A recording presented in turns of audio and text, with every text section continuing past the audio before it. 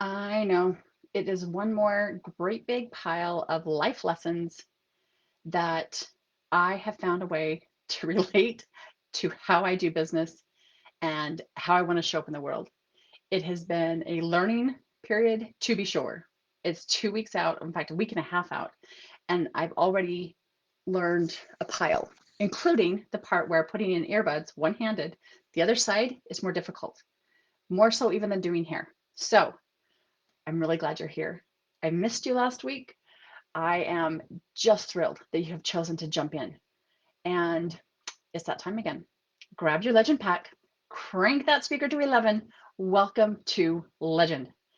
I want to share with you the three big things I have learned while recovering from shoulder surgery. Yes, I've got my sexy sling going on. I really do need to get some bling of some kind. Not this part's fine, but like my actual arm sling. So we can show it. Nope, I can't back up far enough to do it. That's okay. Trust me, I'm in a sling. But I want to share with you three big things that I have learned. In addition to the fact that I can eat all the mashed potatoes. Like there's no such thing as, oh, I've had too much, or no, I'm tired of those. Doesn't happen with me. Any kind of potato product, bring it. I want more of it. I have learned that my daughter's actually pretty good with just about everything. Like I cannot believe what an amazing, amazing human being she is. But those are not the three top things. The three top things. Number one, I live in a right-handed world and my shoulder surgery is on my right side. Now, the great news about that is I am left-handed. You can see I can still talk with my left hand. But I live in a very right-handed world, which means everything in my world is set up to reach with my right hand. My dishes are on the right-hand side. My bedstand is on the right side. See, I'm telling you, these are a pain. These are tricky to put in. They're not a pain to put in. It doesn't hurt. They're tricky to put in with the opposing hand. There we go. Everything I do is on the right side. Where I have been sitting in our living room when we all sit down to enjoy a show together or have a conversation together, I've been sitting in a place that allows me to use my right hand. We've had to completely flip it upside down. We've had to switch sides of the bed. We've had so many things about, even as a left-hander, I use my mouse with my right hand. I don't know how to use left-handed scissors because everything I do is fun. I use right-handed scissors, even though I am left-handed. I guess the have there's a little bit of the world that requires left-handed people to become ambidextrous in some way, but I cannot believe how much of my world is set up as if I was right-handed. So I'm shifting that. What happens to your world when you get into it and it doesn't quite fit? I don't know how many of you watched, it's one of my favorite lines.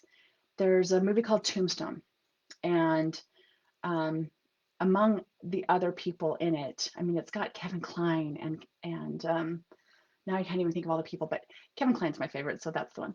But at some point, there is this very short woman. I think she's 5 foot nothing, and she's a bartender. And she goes behind the bar and proceeds to walk up this ramp to where she's as tall as all the patrons are. And Kevin Kline kind of looks over the edge, and he's like, "What'd you do?" And she says, "Life is what the world is what you make of it. If it doesn't fit, you make alterations." How are you altering the world? How are you hanging out in a way that, you know what, this is how it was when I got here, so I'm just going to go with the flow? Or are you shaking it up a bit, going, I appreciate that everybody else is right-handed. I'm moving this over to the left because I have to have access to it over here.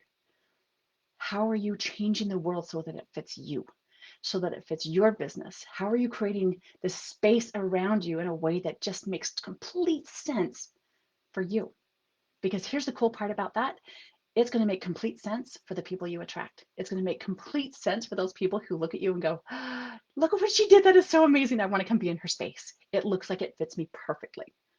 Adjust your space. Left-handed, right-handed, short, tall, newbie, um, been in the business for 2 months or 20 years. How are you changing the world so that it fits you perfectly? How are you shifting things around? Or are you just, you know what, I don't want to make waves. I'm just going to swim in this ocean that somebody else put me in. Or are you going to create your own? That's one. Number two, I know, I know that in this situation, um, one of the things that you could learn would be to ask for help. I get that. And yes, totally ask for help. But I think that that's only halfway there. What I'm experiencing, what I am learning is ask for what you want and be very specific. If you would like someone to hand something to you, that's one thing. Would you please get that for me? If you want them to get it and put it on you, that's a different question. Please hand me the blanket. Let me throw this in your general direction, right? Let me give this to you. Would you please grab that blanket and help me put it on my legs? It's a different question. You get a different result. Ask for what you want and be super specific. Don't try to do it on your own. No legend was ever made on her own. That's not how it works. Ask for help. Go with a buddy. Get earbuds. Wear headphones instead of earbuds while you're trying to recover. Be very specific about what you want. If the chef says, how do you want those potatoes cooked? Don't say whatever, but however you want it. Say, you know what, actually I want tots. Nope, I want a baked potato. No, could I please have a mashed potato? Because here's the really cool part. Not only are you going to get more closely to what you really want, you are giving someone an opportunity to serve you at the highest possible way. They are letting go of everything that matters to them in that moment, and they are serving you. It's why they ask the question. How would you like that? Answer them and be specific. Ask for what you want. I remember being at a conference and I heard someone tell me, boldly ask for what you want and remove yourself from the results. Now, that's totally true in business. When it's about a blanket and if you're really cold, you need to actually be more concerned about the results. But the more specific you are and the more confident you are in asking for what you want and answering, well, how would you like that? What do you want to wear today? Do you want to go for a walk today? Where would you like to go for a walk today? Be specific in what you ask for and then enjoy the results. The third thing, and I think it's the thing that I learned most quickly after my surgery last Tuesday, texting with one hand is hard. It's really, really hard for me. It might be that I have short thumbs and so I can't reach across my phone to hit the enter button. I don't know. I don't care. I have figured out a way to do this. But whether it's texting on a phone or typing on a computer, it's hard to do it with one hand, right? I don't care left or right.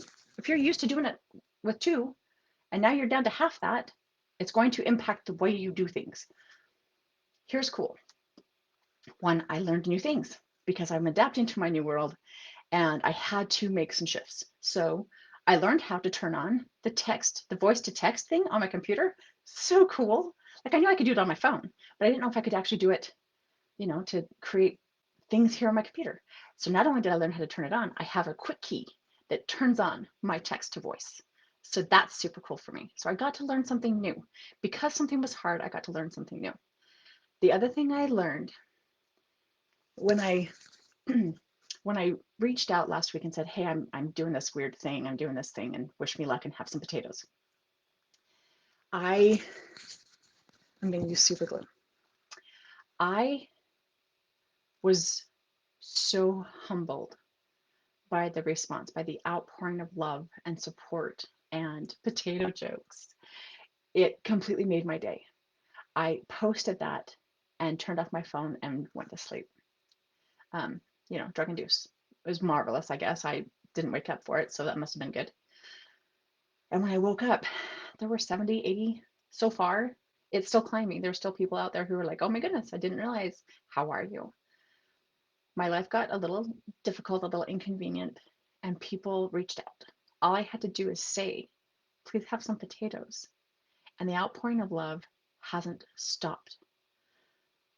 Responding to every single one of those comments, notes, gifts, voice messages.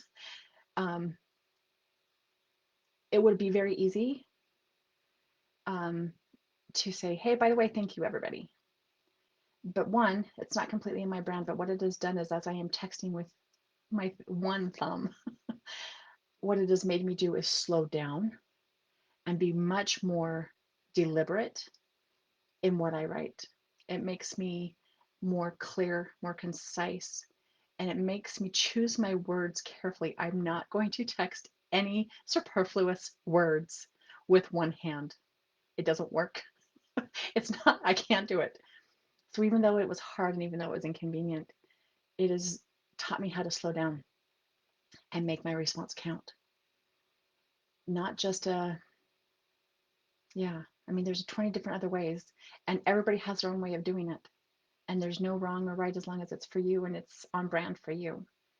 But the thing I have learned is to go ahead and take some time, unclench, exhale, enjoy your moment, and write a message that makes sense to you. Respond to every post. If you put up a post, and I am assuming the reason you put up a post on social media is because you want engagement. What kind of engagement do you want, and what do you do with it once you get it? If you get somebody asking a question or answering something or saying, hey, by the way, huge congrats on that award, that's really amazing. How do you respond to that?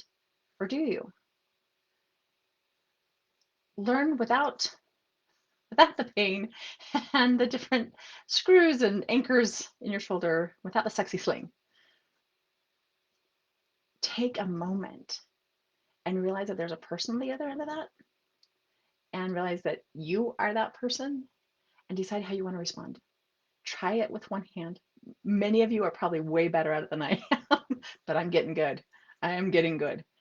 Take a moment, make your words count.